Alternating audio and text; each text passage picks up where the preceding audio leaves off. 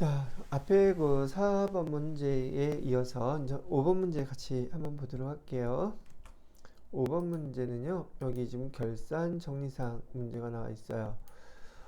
결산 정리사항은, 요거 정리한 거, 뭐, 아시는 부분들은 좀 복습한다 생각하고 보시고요. 또, 여기 결산 정리사항 문제에서 어떤 문제들이 필수적으로 왜 이렇게 문제들이 나오는지 전반적인 거 제가 잠깐 설명부터 하고 넘어갈게요. 결산 정리사항들에 대해서 여러분이 회계 2급 배우고 이제 회계 1급 자격시험을 준비하시는 분들 입장에서는 많이 좀 낯설고 좀 뭐랄까요, 좀 어려워하는 파트이기도 해요. 왜냐면 익숙하지가 않기 때문에 그런 거죠. 그래서 제가 결산에 대한 거 한번 정리를 해줘 볼 테니까 배우셨던 분들은 복습한다 생각하시고, 이런 내용을 갖다가 이해가 안 되셨던 분들은 이번 설명을 갖고서는 정리를 좀 해두셨으면 좋겠습니다. 자, 보시게 되면 결산 정리사항은 보통 우리가 배웠던 수동결산과 자동결산 두 가지로 나뉘어진다는 거 배우셨을 거예요. 수동결산이라는 말의 의미는 일반 전표 입력 프로그램에 12월 31일자로 여러분이 회계상의 거래를 보고 차변, 대변, 기록해서 완성하는 것을 의미합니다. 그 다음에 자동결산은요, 결산자료 입력이라는 프로그램에 여러분들이 주어진 기말 재고라든지 매출 채권의 대손충당금 설정이라든지 유형자산의 감가상각비라든지 퇴직급여에 대한 퇴직급여 처리, 이런 항목들에다가 해당 금액을 입력하고 F3이라는 그 단축키를 눌러서, 기능키를 눌러서 전표를 갖다가 추가 발생시키는, 자동으로 분계를 시행하는 그런 결산 과정을 갖고 있는 걸 우린 자동결산이라고 얘기를 해요. 여러분이 배웠던 재무상태표에서 주로 여기 결산 정리사항으로 대부분 출제되는 것들은 무엇인가 봤더니 기말재고, 결산할 때 제일 중요한 결산 항목 중에 하나예요. 모든 결산에 우선해서 제일 먼저 확정되어야 될 게 바로 이 기말재고거든요. 이 기말재고는 제조업인 경우에 보통 기말 제품 재고에, 기말 제공품 재고에, 그 다음에 기말 원재료 재고에, 이런 것을 입력하는 것으로 시험 문제에 많이 출제가 돼요. 그 다음에 매출 채권에 대해서 12월 31일 현재 매출 채권인 외상매출금과 바드러움에 대해서 대손충당금 설정을 하는 것도 회사에서 없어서는 안 될 기말 정리사항 중에 하나라는 거고요. 1년 동안 사용했던 우리 사용 목적의 유형자산, 즉 토지, 건물, 차량 운반구, 그 다음에 비품, 기계장치, 이런 것들이요. 이런 것들에 대한 감가상각비를 계상하는 것도 회계 담당자가 기말에 반드시 해야 될 결산정리사항 중에 하나랍니다. 그 다음에 퇴직급여, 12월 31일 현재 우리 회사의 전 직원이 퇴사한다는 것을 가정하여 퇴직금을 갖다가 계산하는데, 그걸 우린 퇴직급여 추계액이라고 불러요. 이것도 회사에서 빠지지 않고 기말 정리상으로 하는 것들이에요. 제가 색깔을 이렇게 연두색으로 칠해놨는데, 이 연두색의 의미는 이 네 가지 항목은 실제로 시험 문제에서는 기능을 활성화시키지 않을 수 있을지는 모르겠지만 자동결산으로 결산자료 입력해서 결산을 마무리를 해주는 그런 계정들이라고 보시면 되겠어요. 그리고 재무상태표에서 또 여기 기말정리상으로 나오는 것들이 현금과부족이라든지 단기매매증권을 12월 31일 날 시점에서 공정가치로 평가해준다든지, 그 다음에 외화, 자산이나 외화, 부채를 갖다가 환율평가에서 기록해주는 것들, 재무상태표에서는 주로 요 7가지가 주된 시험 출제 문제와 회사에서 대부분 수행하는 결산 정리사항이라는 거예요. 자, 그 다음에 손익계산서에서는요, 보통 우리가 손익의 이연이다, 손익의 예상이다, 이런 기종으로 해서 선급비용, 선수수익, 미수수익, 미지급비용, 이 계정을 사용하는 문제가 빠지지 않고 시험 문제 매회 출제되고 있어요. 왜 그러냐면 회사에서도 손익의 이연, 즉 올해의 이익과 비용, 내년의 수익과 비용을 나누어 주는 역할을 회계 담당자가 보고서 판단해서 회계 처리를 해 주어야 되기 때문에 그래요. 손익의 예상, 얘도 마찬가지고요. 지금 제가 여기다가 선불이다, 후불이다, 자산이다, 부채다 이렇게 표시해놨는데 요거는 요 다음 파트에서 바로 설명을 이어서 좀 더 자세히 해드릴게요. 왜냐하면 지금 전산회계 1급 문제 5번에서는 바로 이 손익과 관련된 손익의 이연 또는 손익의 예상 이 문제가 매회 이 넷 중에 하나 출제가 계속 되고 있기 때문에 그렇다는 얘기죠. 계속 출제가 되고 있다는 얘기는요. 실무 업무에서도 반드시 필요하다라는 거죠. 이 내용을 알아야 된다는 게 결산정리사항 중에서도 소모품비, 소모품은 자산 계정이고요. 소모품비는 비용 계정이에요. 이것도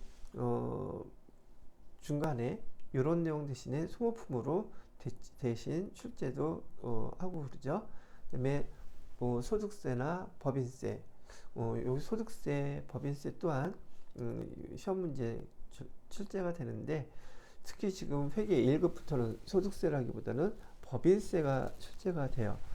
법인세 뭐냐면 보편적으로 회사들이 수익이 났을 때 세금을 내야 되는데 그 법인세 계산하라는 문제는 여러분들한테 내지 않습니다.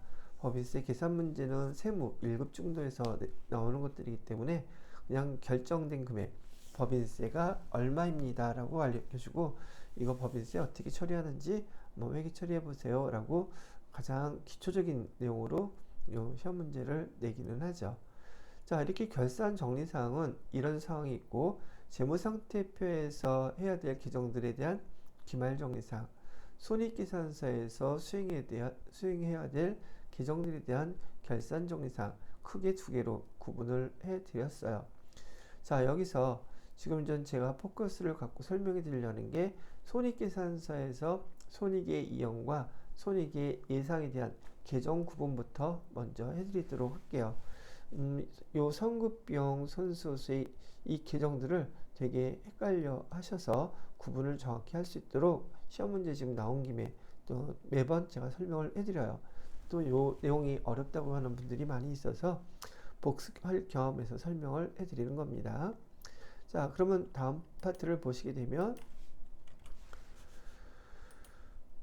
조금 전에 그 손익계산서에서 손익의 이연, 손익의 예상 지금 여기가 포커스인데요.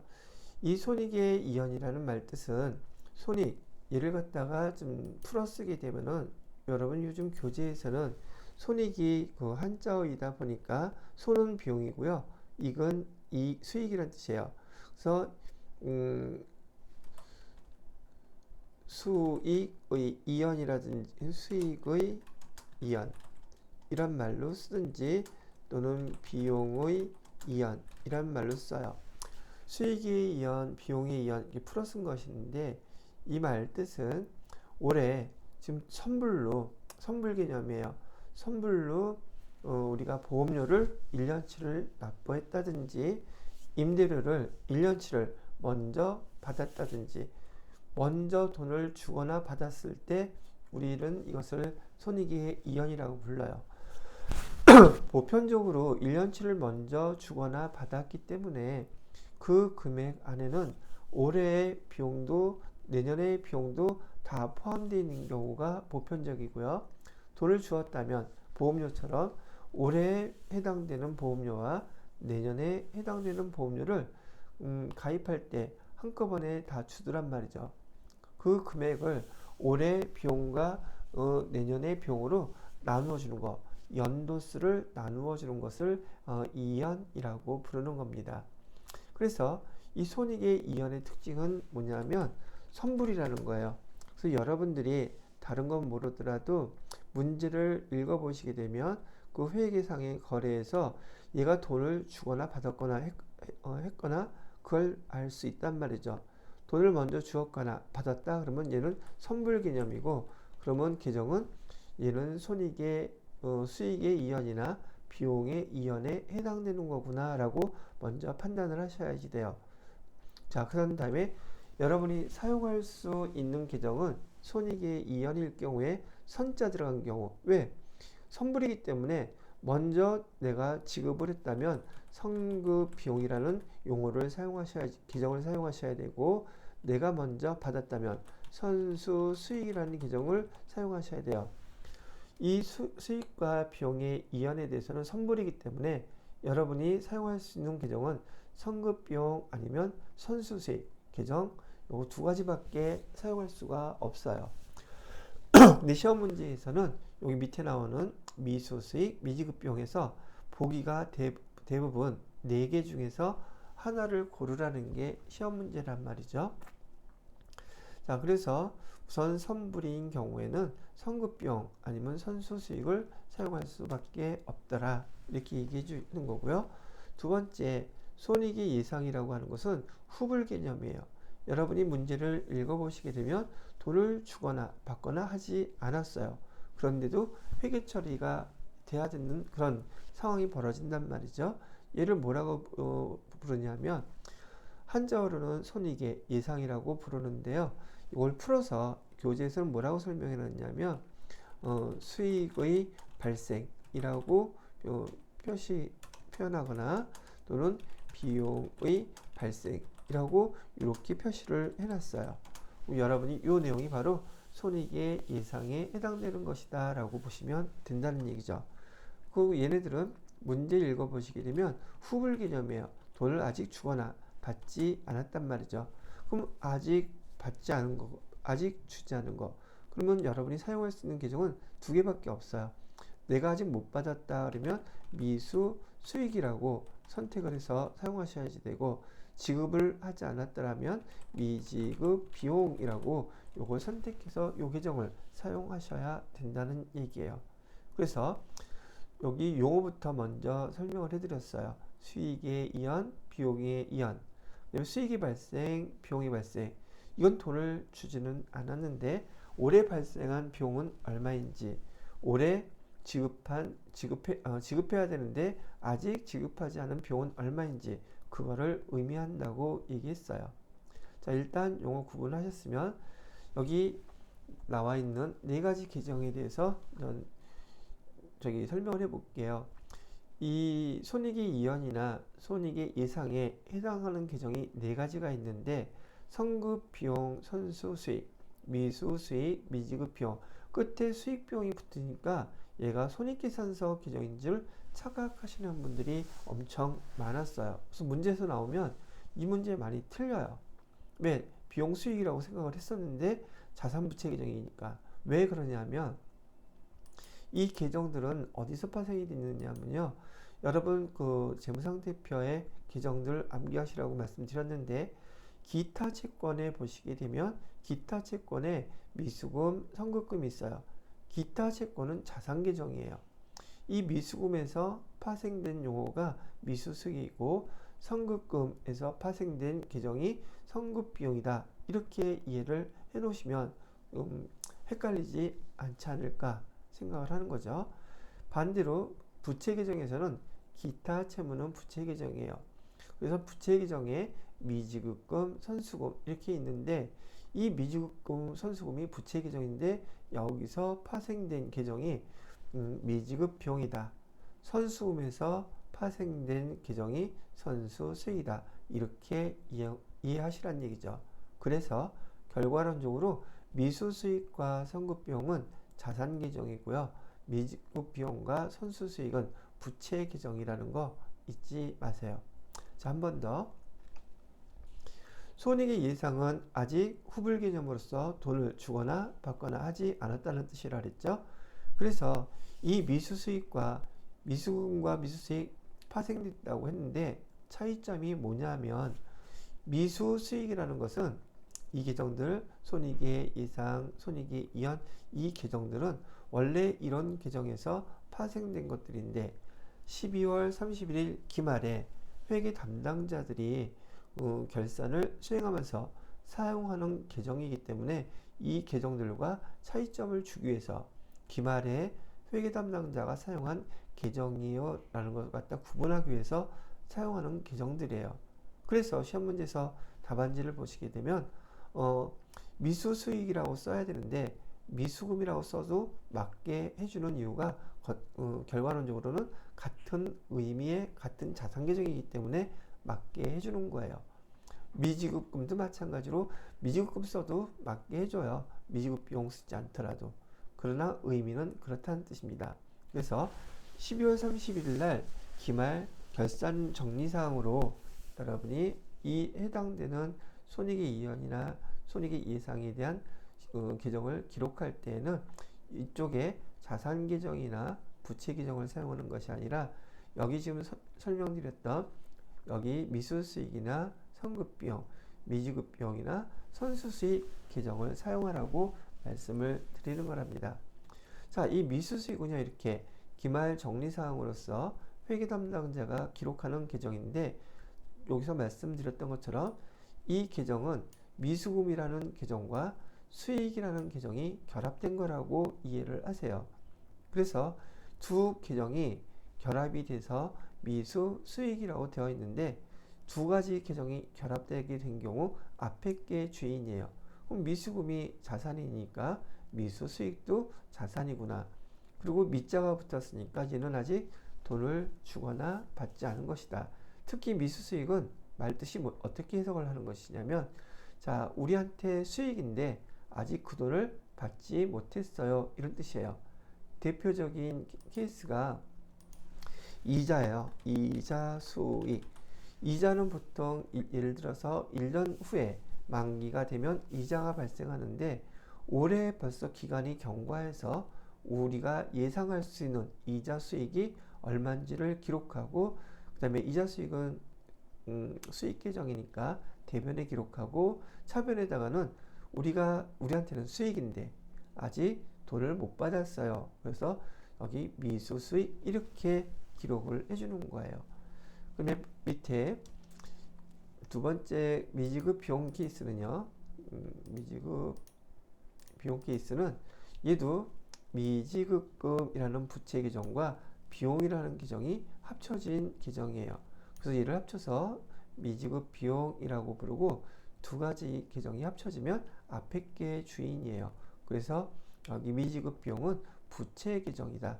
미자가 들어갔으니까 얘 또한 후불이다. 돈을 받지 않은 거예요. 말뜻은 우리 입장에선 비용인데 얘를 아직 지급하지 않았어요. 이런 뜻이랍니다. 그래서 여기에 대표적인 케이스가 많이 나오는 게 임차료예요. 임차료. 임차료 우리가 건물을 빌리고 기간은 지나갔는데 아직 돈을 주지 않았다. 그러면 미지급 비용이라고 쓴다는 것이죠. 임차료는 비용 계정이에요. 그래서 이렇게 손익의 예상인 경우에 차변에 비용 쓰고 대변에다가 미지급 비용 이렇게 쓰는 것이 손익의 예상에서 회계 처리하는 방법이랍니다. 자, 그 다음에 손익의 이연은요, 해당되는 계정은 선급 비용이에요. 선급 비용은 선급금과 비용이 합쳐진 용어고요. 그래서 두 개를 합치게 되면 선급 비용이라고 쓰는데, 두 계정 중에서 앞에 게 주인이기 때문에 선급금은 여기 자산 계정이죠. 그래서 선급 비용도 자산 계정이에요. 그런데 얘는 선급금, 선자가 들어갔으니 돈을 먼저 지급했다는 뜻이거든요. 그래서 선불 개념이에요.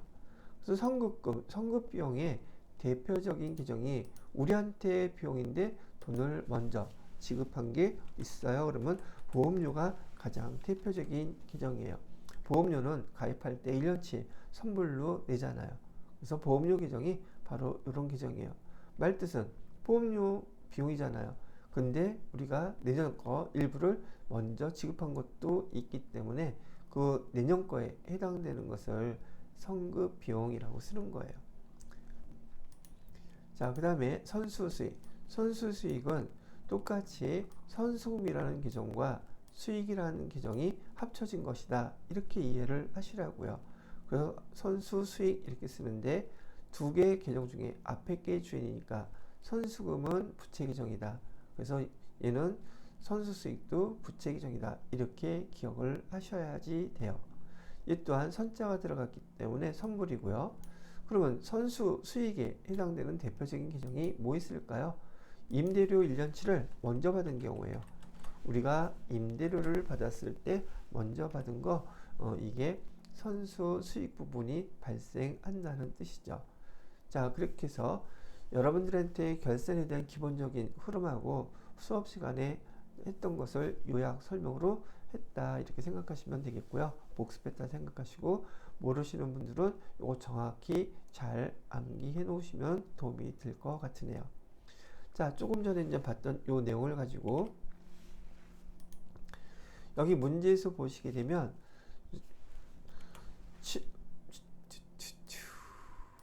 7월 1일에 가입한 토스은행의 정기예금 500만원 만기는 1년이고요.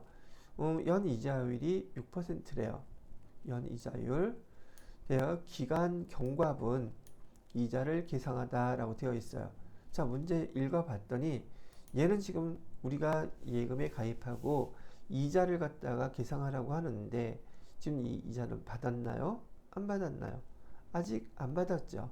안 받았기 때문에 우리는 얘를 뭐라고 부르냐면 손익의 예상에 해당되는 문제구나 이렇게 판단을 한다는 거죠. 손익의 예상 문제에 해당되는 것인데 손익의 예상에 대한 것은 제가 후불이라고 그랬어요. 후불일 때 우리가 사용할 수 있는 계정은 미수수익 또는 미지급 비용 계정을 사용할 수 있습니다 라고 얘기를 했단 말이죠. 그런데 지금 여기서는 이자 우리가 받는 거죠. 그러면 걔는 수익이에요, 비용이에요? 우리가 돈을 받을 거기 때문에 수익 계정이에요. 그러면 여기 미수수익 이 계정을 사용해야 되겠어요, 미지급 비용을 사용해야 되겠어요? 우리한테 수익인 거니까 우리 미수수익 계정을 사용해야 된단 말이죠. 그래서 얘를 갖다가 미수수익은 자산 계정이니까 차변에다가 이수수익 금액은 얼마를 써야지 돼요?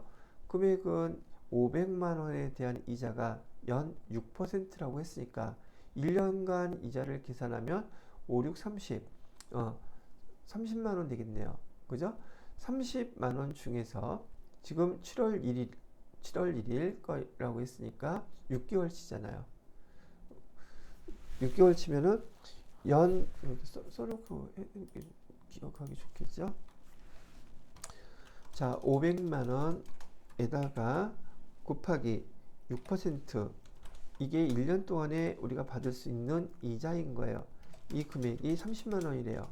그런데 지금 우리가 이자를 계산할 날짜를 보게 되면은 몇 개월치만 해야지 돼요. 7월 1일부터 12월 31일까지 6개월 치니까 12분의 6 하면 15만 원 되겠죠. 여기는 12 계산할 때 이렇게 계산하시라는 얘기입니다. 12분의 6 이렇게 계산하면 15만 원이에요. 그래서 여러분들이 한번 생각을 해보세요.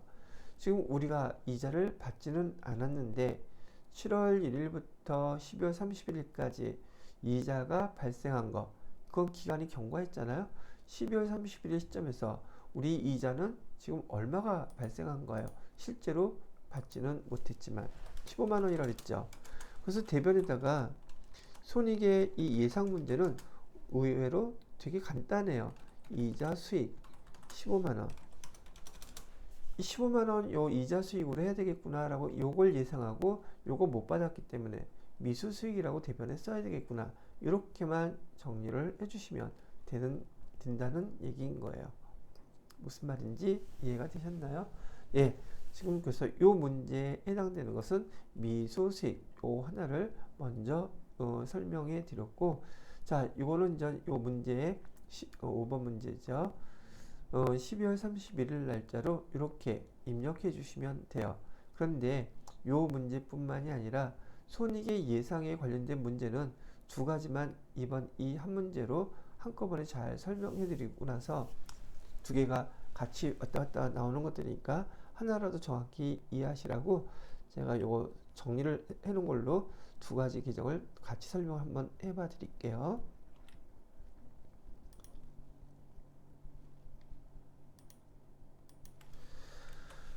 자, 다시 한번 정리를 하게 되면 지금 미수수익, 문제는 바로 이 미수수익 자산 계정에 대한 문제였었어요.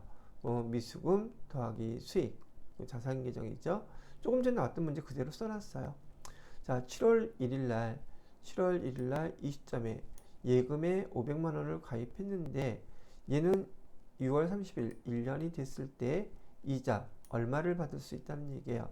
연간 이자는 500만 원에 6%니까 이때 가면 이자로서 30만 원을 받기는 하겠지만 지금 우리가 그때까지 가기 전에 여기 12월 31일 날 우리는 지금 결산이라는 걸 해야지 돼요. 12월 31일 날 결산을 해야 되는데 실제로 발생한 거 7월 1일부터 12월 31일까지 발생한 기간이 경과한 이자는 지금 6개월치란 말이죠. 1년치가 30만 원인데 6개월치는 그럼 얼마가 발생했겠어? 라고 물어보는 거는 15만 원이요. 여러분이 금방 계산할 수 있단 말이에요. 그죠? 그래서 15만 원 발생한 이자 얼마요? 이자 수익 15만 원 이렇게 쓰라는 거예요. 그냥 기간이 경과한 거에 대해서만 이자 수익을 쓴 거니까요. 그리고 차변에다가 뭐라고 쓰라는 얘기예요? 이 이자 수익 못 받았으니까 미수금이 아니라 미수수익이라고 쓰라는 얘기예요. 이렇게 미수수익은 또 자산 계정이니까. 이런 것처럼 이번에는 미수수익에 반대되는 상황을 한번 설명해 드려 볼게요. 자, 이것도 간단하게 제가 그냥 대놓고 질문을 해 볼게요. 7월 1일 날 임대차 계약을 해서 매달 다음 달 5일에 지급하기로 했대요. 이렇게 계약이 된 상태라면 7월 달에 임차료는 8월 5일 날 지급했겠죠. 8월 달은요. 8월 달에 발생한 거 9월 5일 날 임차료 지급했겠죠. 9월 달은요. 9월 달에 발생한 거 10월 5일 날 지급했겠죠. 10월 달은요. 11월 5일 날 지급했을 것이고 11월 달 거는 12월 5일 날 지급했겠죠. 자, 이제 마지막 문제는 이 12월 달 거예요. 12월 달 거 발생한 거 10만 원 지급을 했을까요? 안 했을까요? 언제? 12월 31일 시점에서요. 12월 31일 시점에서 지급을 아직 안 했을 거란 말이죠. 1월 5일 날 지급할 거니까. 그럼 우리 임차료 얼마 발생했어요? 여러분들한테 물어보면 임차료요? 비용은 10만 원 발생했어요. 10만 원 쓰라고요. 그 자리에다가. 그런데 이거 지급했어요? 아니요. 아직 안 했는데요. 그럼 미지급 비용이에요. 비용을 우리가 지급하지 않았습니다. 이 용어는 언제 쓰는 거라고요? 12월 31일 날 회계 담당자가 손익계산서에 발생한 비용이나 수익을 반영하기 위해서 예상한 거 그대로 써주는 거예요. 그러다 보니까 여러분들한테 이 손익의 예상 문제는 계정 자체가 수익은 대변에 있는 걸 대변으로 기록해서 예상한 걸 써주시면 되고 비용은 차변에 써준 다음에 미수수익인지 미지급 비용인지 요것만 구분하면 되기 때문에 그나마 잘 맞추시는 편에 속하는 문제가 되겠다는 얘기죠. 그런데 손익의 이연에 대한 문제는 계정이 반대로 나와서 이해가 좀 잘 안 되는 부분들이 있으신데 지금은 이 문제에서는 미수수익에 대한 문제가 나왔기 때문에 세트로 손익의 예상에 대한 거를 한번 다시 복습하시라고 요것만 먼저 설명을 해드렸어요. 다음 회차나 또 문제 앞에 지금 112회면 올해 아니죠? 세무사회에서 시행됐던 문제 지금 회계 1급은 다 풀어드린 거기 때문에 앞에 111회나 110회나 기출문제 아마 공부하면서 오셨던 분들은 여기 손익의 그 이연에 대한 문제도 제가 똑같이 이렇게 설명을 해놨으니까 참고해서 공부를 같이 해주시면 여기 손익의 이연 예상에 해당되는 문제들은 나름 좀 깔끔하게 정리가 되실 수 있지 않을까 싶어요. 자, 그러면 아까 봤던 요 문제죠. 요거 12월 31일 날짜로 우리 일반 전표에다가 입력해 보기로 하겠습니다. 12월 31일자 차변에다가 미수수익 금액은 15만원 써주시고요. 대변에다가는 이자 수익 15만원 이렇게 이렇게 입력해 주시면 손익의 예상에 대한 항목 계정을 반영을 해 준 거예요. 자, 됐고요.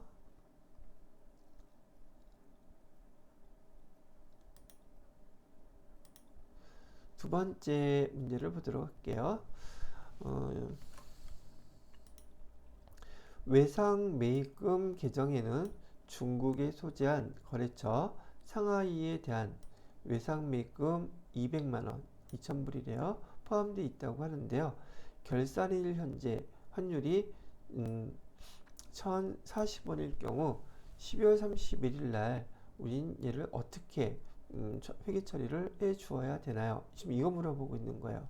자, 그러면 언젠지는 모르겠지만 이거를 우리는 외화 부채라고 그래요. 외화 부채.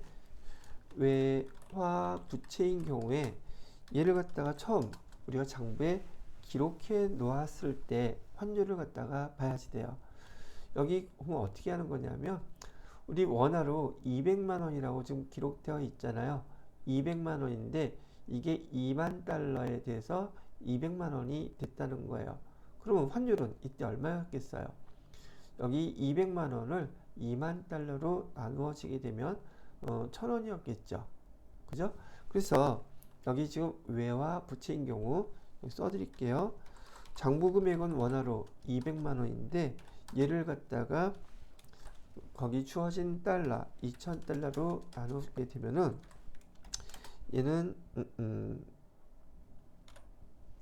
환율이 1,000원이었다는 얘기예요. 그죠? 그래서 200만원 이렇게 됐는데 얘는 지금 부채거든요. 근데 결산일 기준 12월 31일 날 환율을 보니까 1,040원이래요.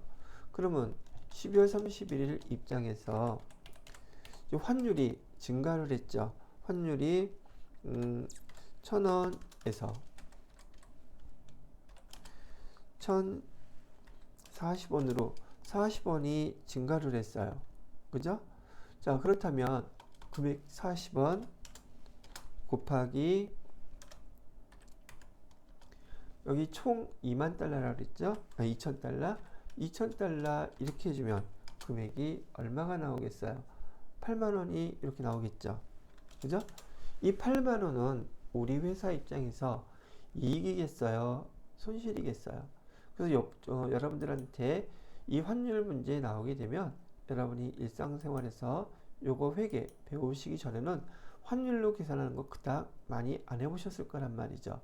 그래서 이걸 제가 어떻게 하라고 설명을 드렸냐면 설명을 요거 이해를 시켜드릴 때 지금 우리가 부채 외상매입금이 발생한 시점에서의 환율은 1,000원이었어요. 1달러로 기준을 해드리는 거예요. 우리가 그러면 물건을 구입하고서 1,000원 줄 게 있었는데 지금 기말에 1,040원을 갚아야 된다면 우리가 1달러당 40원을 더 갚아야 되니까 우리 부채가 그만큼 더 증가하는 거잖아요. 그죠? 그래서 얘를 갖다가 기말에 실제로 돈을 주거나 받거나 해서 갚은 게 아닌 상황에서 여기 12월 31일 날 우리가 회계 처리할 때는 차변에 지금 1달러당 40원이 손해이기 때문에 차변에는 외화 환산 손실이라는 계정을 써서 40원 곱하기 2,000달러 1달러당 40원 손해봤으니까 8만원 이렇게 기록해 주시는 거고요. 대변에다가는 외상매입금 외상매입금하고 거래처는 어디에요? 상하이. 그래갖고 부채가 8만원만큼은 더 증가한 상황이라는 얘기죠. 원화를 기준으로 했을 때. 그래서 지금 요 거래에 대해서는 외화 환산 손실, 그다음에 대변에는 그 환율이 차이가 난 만큼 써주는 거예요. 외상매입금에서 8만원 이렇게 써주시면 돼요. 근데 만약에 이 문제가 12월 31일이 아니라 뭐 11월 뭐 30일 날 돈을 실제로 줬는데 그때 환율이 1,040원이었다고 하면 그때는 계정이 바뀌어요. 어떻게 바뀌느냐면 이때는 외환 외환차손이라는 기종을 쓰고요. 이익이었을 때는 외환차익이라고 써요. 그 다음에 외화환산손실, 외화환산이익 이런 기종을 쓰는데 여러분들이 이 기종이 낯설다 보니까 어렵대요. 그래서 여기 외화환산, 차손이라든지 외화환선, 차익 이 계정은 언제 쓰냐면 실제로 결제할 때 환율 차이가 생겼을 때는 그 환율에 대한 차익을 외환차손, 외환차익이라는 기종으로 사용하시고요. 이렇게 12월 31일 날 평가할 때, 결산할 때 환율의 차이 계정은 외화 환산 손실이라든지 외화 환산 이익이라는 계정으로 사용하시라는 얘기죠. 보편적으로 그나마 구분하시고 싶으시면 얘 외화 환산 손실이나 외화 환산 이익은 12월 달에 하는 거죠. 1월부터 12월까지는 매우 길죠. 그래서 계정을 긴 거 사용하세요. 외화와 관련돼서 긴 거는 결산일 때, 짧은 거는 실제로 돈으로 받거나 주었을 때의 환율 차이, 그때는 요걸 기록한다. 이렇게 정리를 해 놓으시면 어떨까 싶어요. 그럼 두 번째 문제는 12월 31일 날짜로 이렇게 입력을 해 보도록 하겠습니다.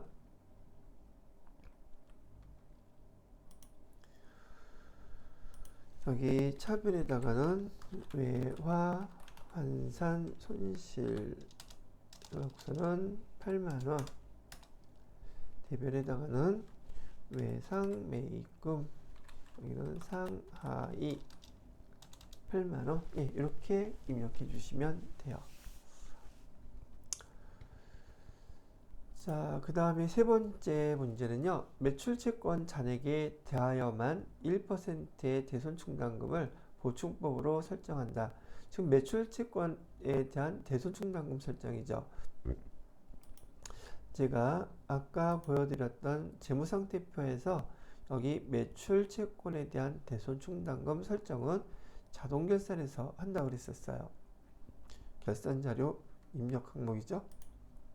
그래서 요 금액으로 보시게 되면 외상매출금과 바드럼에 대한 충당금 잔액도 다 설명까지 해주고 있어요. 요거 반영하래요.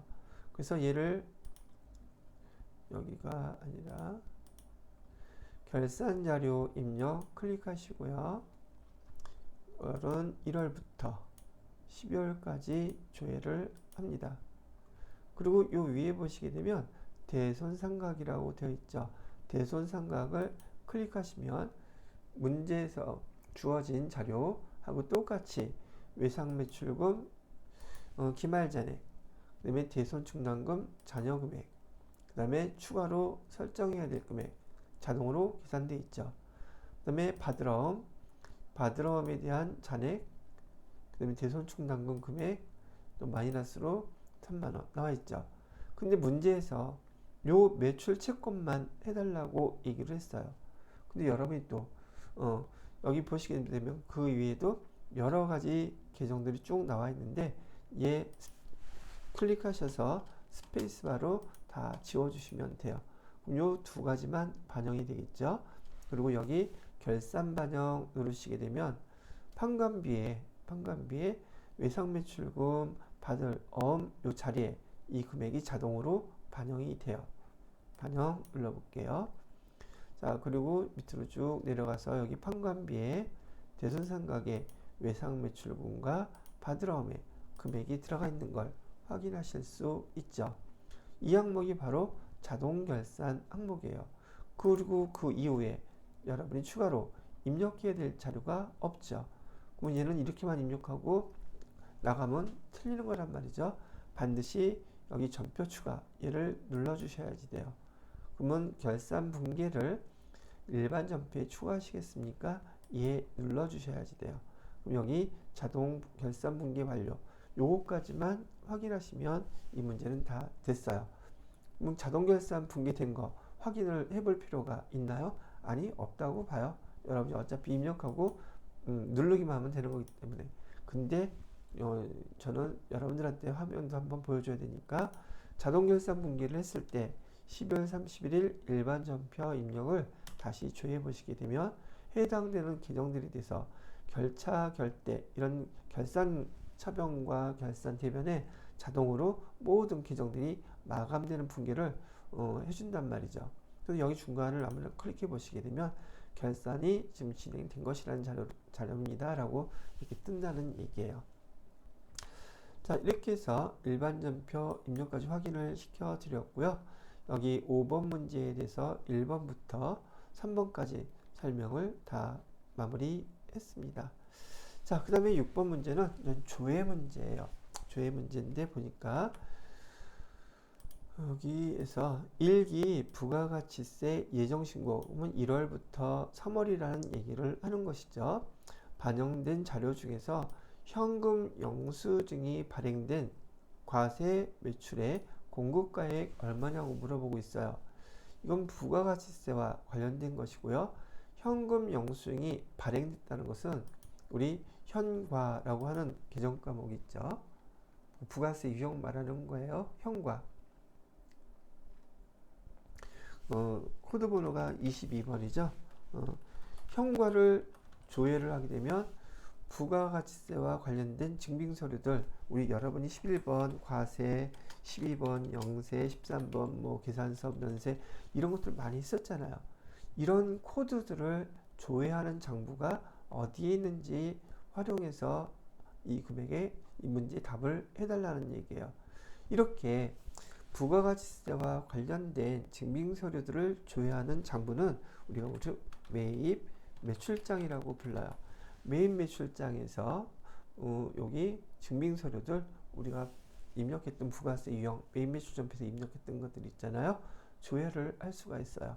자, 우리가 이제 요거를 조회하는데 어떻게 조회하는지 한번 보세요. 제가 요 내용은 매입 매출장 여기서 조회한다 그랬죠. 부가가치세 증빙서 부가세 유형 부가 유형으로 조회를 할 때는 매입 매출장 클릭하시고요.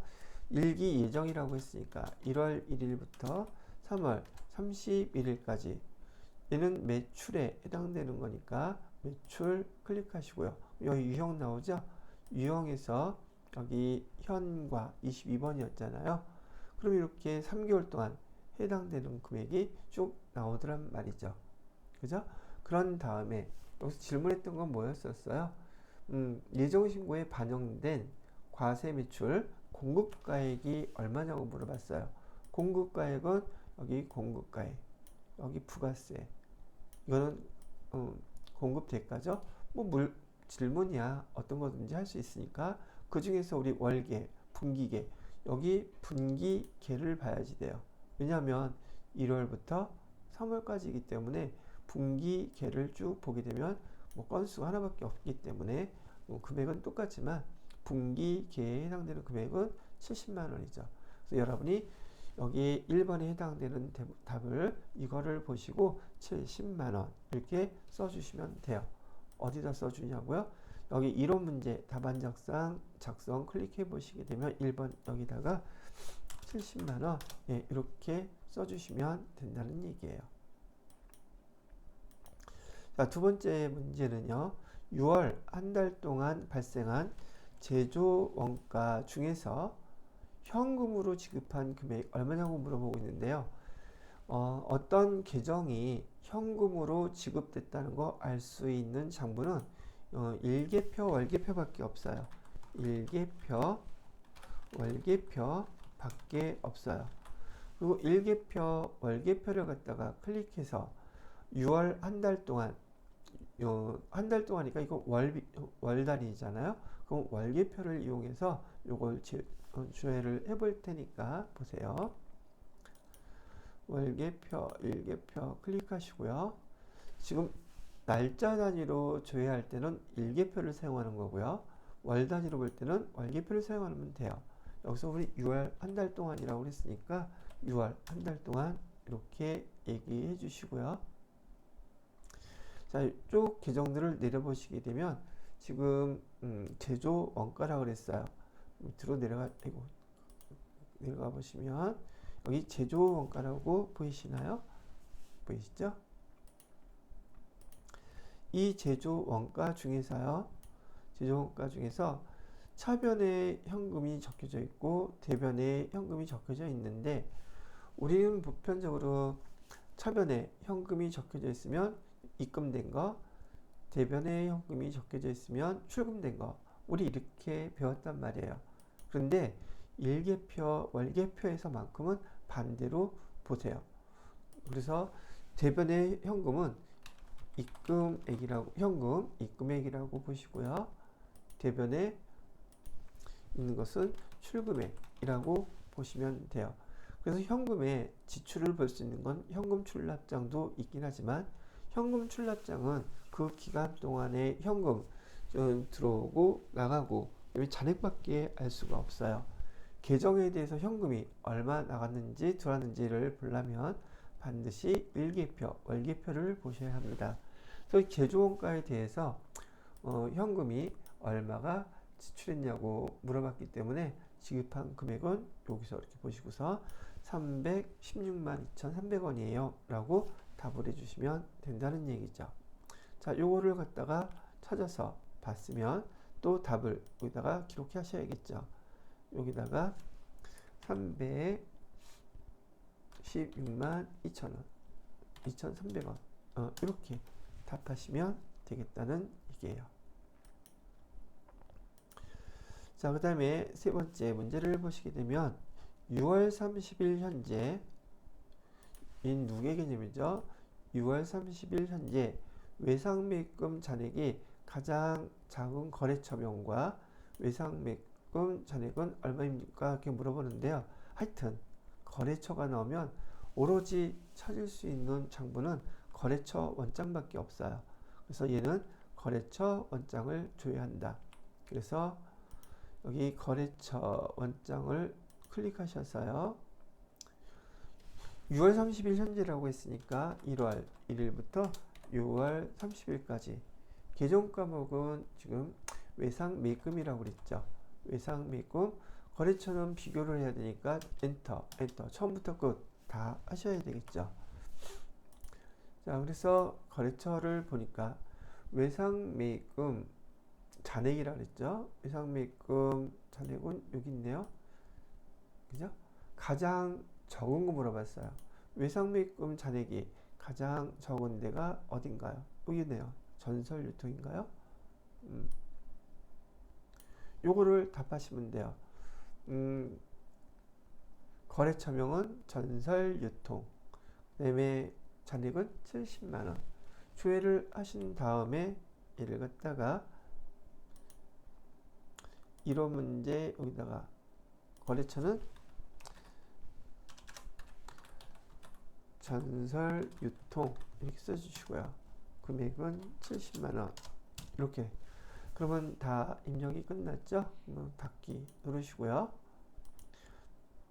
자, 그 다음에 여러분이 문제를 다 풀어서 더 이상 뭐 볼 거 없다 그러면은 답안 저장 USB로 저장하시고 그런 다음에 프로그램 나간 다음에 USB 빼고 감독관한테 제출하고 나오시면 되겠습니다. 이렇게 해서 우리가 112회 실무 문제까지 여러분들하고 다 같이 풀어 보았네요. 자, 다음에 이제 여러분이 지금 제가 갖고 있고 시행되었던 전산회계 1급 기출문제는 다 마무리가 됐어요. 다음번에는 제가 지금 세무 2급을 쭉 줄기차게 또 녹화를 해야 돼서 여기서 좀 마무리 되고요. 마무리하고 여러분들도 제가 나름대로 성심성의껏 설명은 여러분의 눈높이에 맞춰서 쉽게 설명하려고 노력을 하는데 뭐 100% 다 만족하실 수 있을지는 모르겠어요. 잘했으면 짝짝짝, 못했으면 여러분이 스스로 다른 것 더 노력하셔서 보완하셔서 좋은 결과 있기 바래요. 여러분은 뭐든지 다 할 수 있답니다. 젊으신 분들이라서 그렇게 될 수 있을 거라고 믿어요. 예, 좋은 결과 있기 바랍니다.